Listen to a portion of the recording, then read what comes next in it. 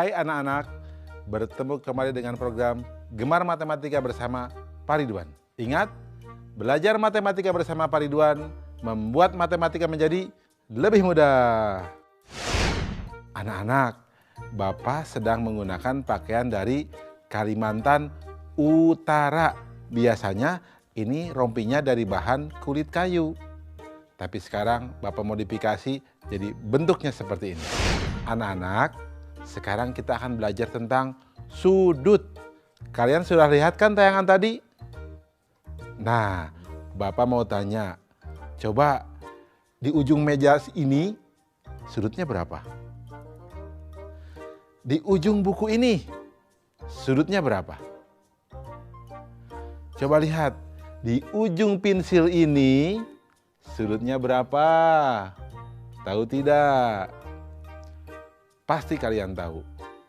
Bapak akan mengajarkan tentang sudut dengan konsep matematika, nalaria, realistik. Dan ini pasti sangat menarik anak-anak. Penasaran? Baik. Mari perhatikan penjelasan berikut ini. Perhatikan gambar berikut. Coba perhatikan jarum jam pada gambar A. Apakah anak-anak tahu gambar A membentuk sudut apa? Ya, benar, siku-siku. Besar sudut siku-siku adalah 90 derajat. Sekarang, bandingkan dengan gambar B dan C. Apakah ada perbedaan? Nah, gambar B besar sudutnya lebih kecil dari gambar A. Artinya, besar sudut gambar B kurang dari 90 derajat. Nah, anak-anak, sudut yang demikian disebut sudut lancip. Bagaimana dengan gambar C? Gambar C besar sudutnya lebih besar dari gambar A. Artinya, besar sudut gambar C lebih dari 90 derajat. Nah, sudut yang demikian disebut sudut tumpul. Jadi anak-anak, jenis-jenis sudut ada sudut apa saja? Benar, sudut siku-siku, sudut lancip, dan sudut tumpul. Coba anak-anak, apa perbedaannya? Ya, betul. Sudut siku-siku besarnya 90 derajat. Sudut lancip besarnya kurang dari 90 derajat. Sudut tumpul besarnya lebih dari 90 derajat. Jelas ya anak-anak? Mudah kan? Bagus. Ingat, belajar matematika bersama Pak Ridwan membuat matematika menjadi lebih mudah. Baik anak-anak, Bapak akan memberikan soal tentang sudut berbentuk HOTS, Higher Order Thinking Skill, atau berpikir tingkat tinggi. Siap? Ya, perhatikan soal berikut ini. Berapa selisih terkecil dari sudut yang dibentuk oleh jarum jam dan menit pada pukul 4 dan pada pukul 4.30? Solusi: informasi pukul 4 dan pukul 4.30. Langkah-langkah: besar sudut pada lingkaran sama dengan 360 derajat. Besar sudut setiap bilangan sama dengan 360 derajat dibagi 12 sama dengan 30 derajat. Besar sudut pukul 4.00 sama dengan 4 dikali 30 derajat sama dengan 120 derajat. Jika jarum pendek di bilangan 3, maka sudutnya 90 derajat. Pukul 4.30 sama dengan 90 derajat dibagi 2 sama dengan 45 derajat. Selisih sudut sama dengan 120 derajat dikurangi 45 derajat sama dengan 75 derajat. Kesimpulan, jadi selisih terkecil dari sudut yang dibentuk oleh jarum jam dan menit pada pukul 4 dan 4.30 adalah 75 derajat.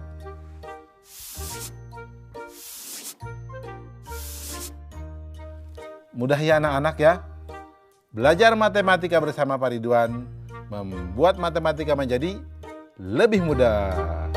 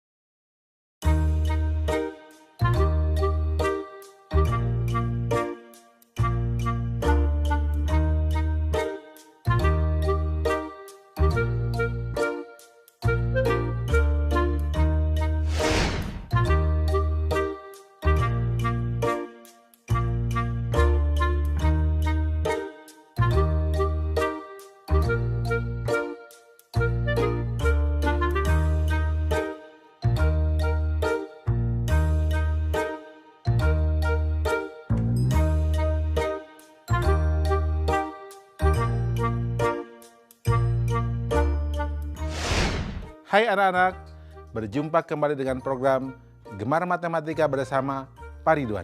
Ingat, belajar matematika bersama Pak Ridwan, matematika menjadi lebih mudah. Anak-anak, Bapak sedang menggunakan pakaian dari Kalimantan Utara. Nah, senjata khasnya dari sana adalah mandau. Ingat ya mandau? Tahu ya mandau? Ya, bagus. Nah, anak-anak, sekarang Bapak akan menerangkan tentang garis sejajar, berpotongan, dan garis berhimpit. Kalian sudah lihat kan tayangan tadi? Nah, ada kereta api. Lihat relnya.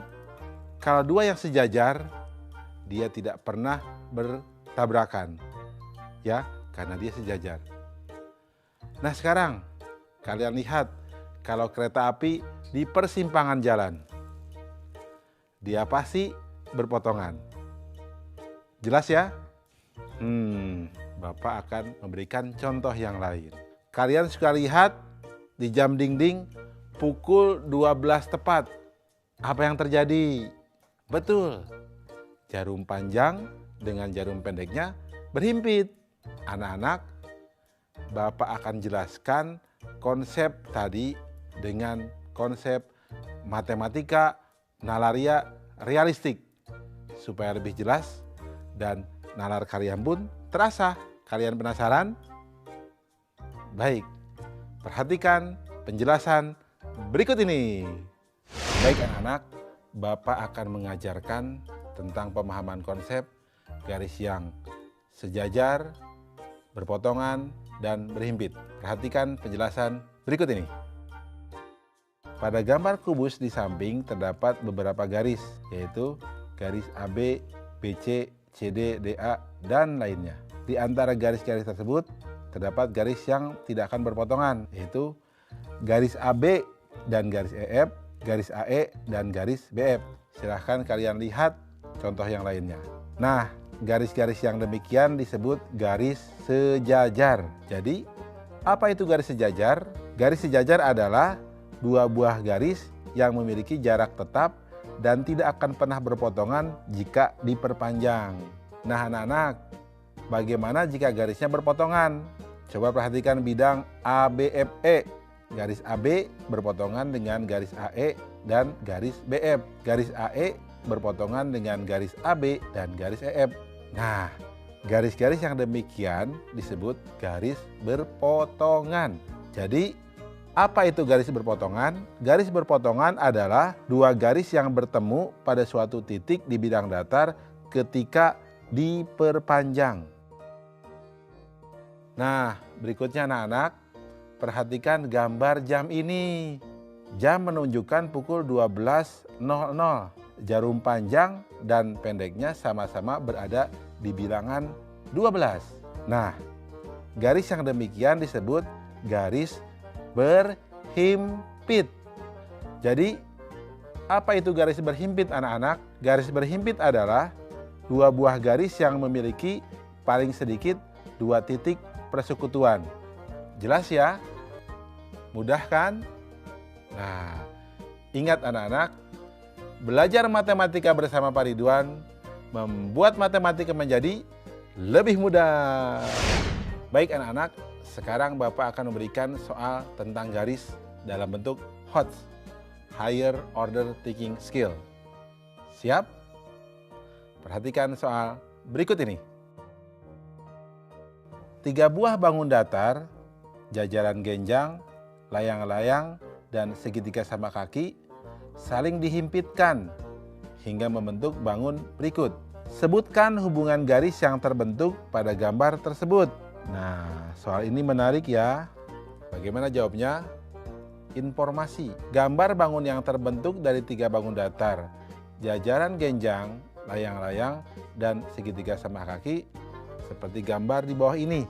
Nah, langkah-langkahnya berarti ruas garis yang sejajar adalah garis AB dengan garis CD, garis AD dengan garis BC dan EF. Ruas garis yang berpotongan berarti garis AB dengan BC, garis CD dengan AD, BC, dan CG, garis BF dengan AB, BE, EF, dan FG.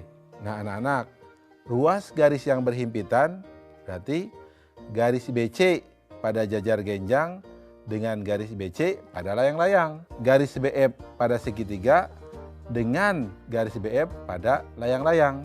Nah kesimpulannya, jadi hubungan sudut yang terbentuk adalah garis sejajar, garis berpotongan, dan garis berhimpit. Jelas ya anak-anak? Mudah kan? Tentunya kalian bisa jawab soal yang Bapak jelaskan di awal. Jelas? Baik. Ingat, belajar matematika bersama Pak Ridwan membuat matematika menjadi lebih mudah.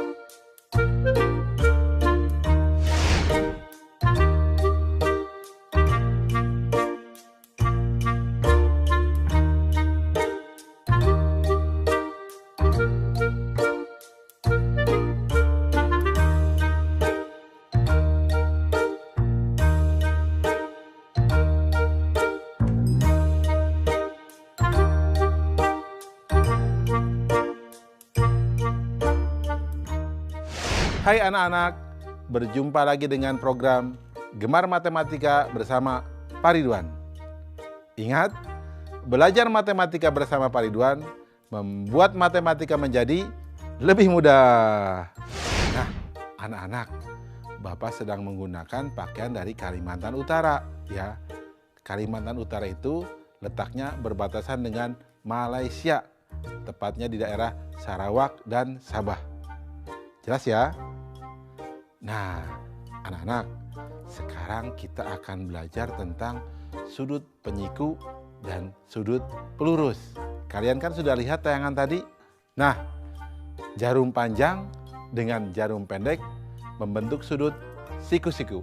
Kalian perhatikan, berapa sudut yang dibentuk oleh jarum warna merah dengan jarum panjang? Berapa sudut yang dibentuk oleh jarum merah dengan jarum pendek? Yang pasti kalau dijumlahkan pasti sudutnya 90 derajat. Jelas ya? Sekarang lihat gambar yang kedua. Coba lihat. Jarum panjang dengan jarum pendek hubungannya lurus ya. Sekarang kita lihat. Berapa sudut yang dibentuk antara jarum panjang dengan jarum warna merah? Berikutnya, berapa sudut yang dibentuk antara jarum pendek dengan jarum warna merah? Yang pasti jumlah sudutnya adalah 180 derajat. Jelas ya? Nah, Bapak akan jelaskan tentang hal itu supaya kalian lebih paham dengan konsep matematika nalaria realistik. Penasaran? Baik, mari perhatikan penjelasan berikut ini. Baik anak-anak, Bapak sekarang akan menjelaskan pemahaman konsep tentang sudut penyiku dan sudut pelurus. Baik, perhatikan penjelasan berikut ini. Perhatikan tabel berikut. Nomor 1, sudut 30 derajat. Sudut penyikunya 60 derajat. Jumlah sudutnya 90 derajat. Nomor 2, sudut 45 derajat. Sudut penyikunya 45 derajat. Jumlah sudutnya 90 derajat. Nomor 3, sudut 72 derajat. Sudut penyikunya 18 derajat. Jumlah sudutnya 90 derajat. Nah anak-anak, tahu tidak apa sudut penyiku itu? Nah, Bapak beritahu ya, sudut penyiku adalah sudut di mana sudut ditambah sudut penyikunya menghasilkan 90 derajat. Baik anak-anak, jadi hubungan antara sudut dengan sudut penyiku adalah sudut ditambah sudut penyikunya sama dengan 90 derajat. Nah, anak-anak, mari perhatikan tabel selanjutnya. Nomor 1, sudut 30 derajat ditambah sudut pelurusnya 150 derajat, jumlah sudutnya 180 derajat. Nomor 2, sudut 65 derajat ditambah sudut pelurusnya 115 derajat, jumlah sudutnya 180 derajat. Nomor 3, sudut 145 derajat ditambah sudut pelurusnya 35 derajat, jumlah sudutnya 180 derajat. Nah anak-anak, tahu tidak hubungannya? Nah baik, Bapak akan beritahu ya. Jadi hubungan antara sudut dengan sudut pelurus adalah sudut ditambah sudut pelurusnya sama dengan 180 derajat. Jelas ya anak-anak? Mudah ya? Baik, ingat, belajar matematika bersama Pak Ridwan membuat matematika menjadi lebih mudah. Baik anak-anak, sekarang Bapak akan memberikan soal tentang sudut penyiku dan sudut pelurus dengan HOTS, Higher Order Thinking Skill, atau berpikir tingkat tinggi. Perhatikan soal berikut ini. Besar sebuah sudut 2 kali dari penyikunya. Berapakah sudut pelurus dari sudut tersebut? Susah ya? Tenang, kita akan jawab dengan mudah. Solusi. Informasi, besar sudut sama dengan 2 kali sudut penyikunya. Perhatikan langkah-langkahnya. Misalkan sudut penyikunya adalah X, maka besar sudut tersebut adalah 2X. Sehingga perhatikan di gambar, 2X ditambah X sama dengan 90 derajat. 3X sama dengan 90 derajat. Sehingga X sama dengan 30 derajat dan 2X sama dengan 60 derajat. Karena besar sudutnya adalah 60 derajat, maka besar sudut pelurusnya adalah, perhatikan, 60 derajat ditambah sudut pelurus sama dengan 180 derajat. Berarti sudut pelurus sama dengan 180 derajat dikurangi 60 derajat. Atau sudut pelurus sama dengan 120 derajat. Kesimpulan, jadi besar sudut pelurus dari sudut tersebut adalah 120 derajat. Mudah ya anak-anak? Bapak yakin kalian juga bisa jawab soal yang di awal tadi, ya. Pasti mudah kan? Baik. Ingat, belajar matematika bersama Pak Ridwan membuat matematika menjadi lebih mudah.